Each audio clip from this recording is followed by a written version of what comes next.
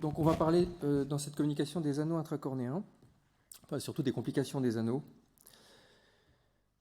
Alors les anneaux, comme vous le savez tous, sont une des méthodes cornéoplastiques qui permet de modifier la géométrie cornéenne pour faire remonter la meilleure acuité et corriger les amétropies sphéro-cylindriques. Alors pourquoi parler spécialement aujourd'hui d'une communication sur les complications des anneaux? C'est pour faire écho au sujet dont vient de parler Alain, alors même s'il n'en a pas parlé.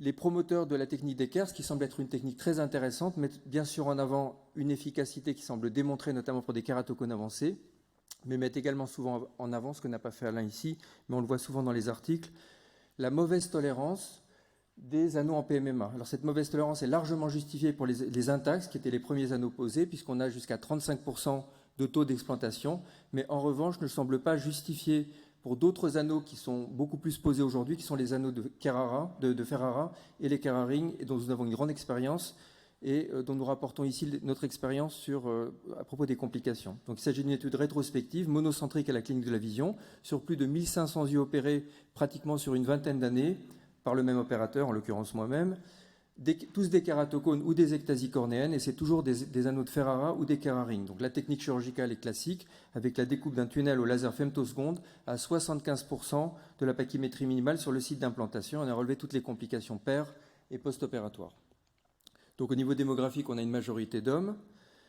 Les paramètres des anneaux font ressortir une zone optique presque toujours de 5 mm, une longueur angulaire variable, là vous avez ici la distribution, mais principalement des anneaux de 160 degrés, une épaisseur variable, mais majoritairement 250 microns. Ici, vous avez la distribution de la pachymétrie minimale préopératoire. Et il faut savoir aussi que la majorité de ces yeux étaient par la suite opérés de cross-linking avec laser topoguidé et parfois d'ICL.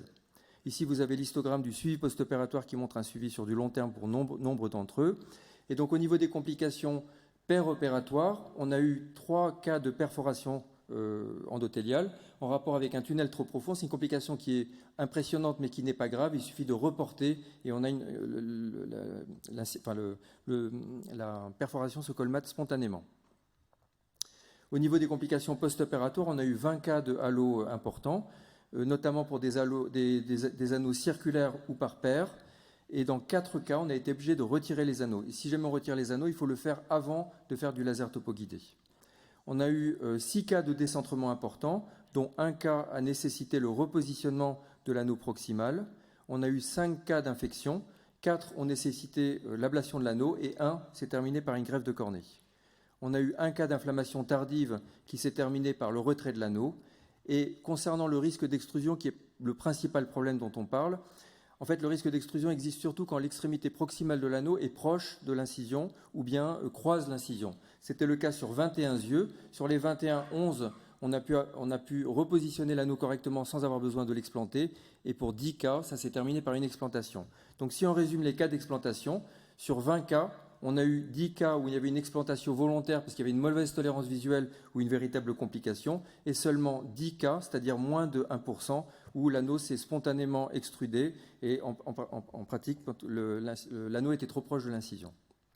Si on rapporte à la littérature, on a des résultats qui sont comparables à ce qui est rapporté pour les anneaux de Ferrara et les Keraring, c'est-à-dire moins de 1% d'extrusion, et en tout cas nettement inférieur à ce qui est apporté pour les Intacs, que maintenant il ne faut plus poser puisqu'on va jusqu'à 35% d'explantation. Donc en conclusion, contrairement aux Intacs qu'aujourd'hui il ne faut plus poser pour des raisons de tolérance, les Keraring ou les anneaux de Ferrara sont une excellente option avec moins de 1% d'extrusion, à condition bien sûr que l'anneau soit correctement posé, c'est-à-dire loin de l'incision et dans un tunnel suffisamment profond.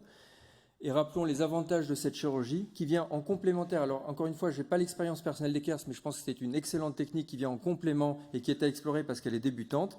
Les anneaux restent une technique customisable grâce à la grande diversité des anneaux disponibles. C'est une technique réversible, c'est-à-dire qu'on peut retirer l'anneau s'il y a besoin. Ajustable, on peut remplacer l'anneau par un autre. Efficacité largement démontrée et dans une certaine mesure prédictive d'un point de vue réfractif quand toutefois on a une certaine expérience. Merci de votre attention.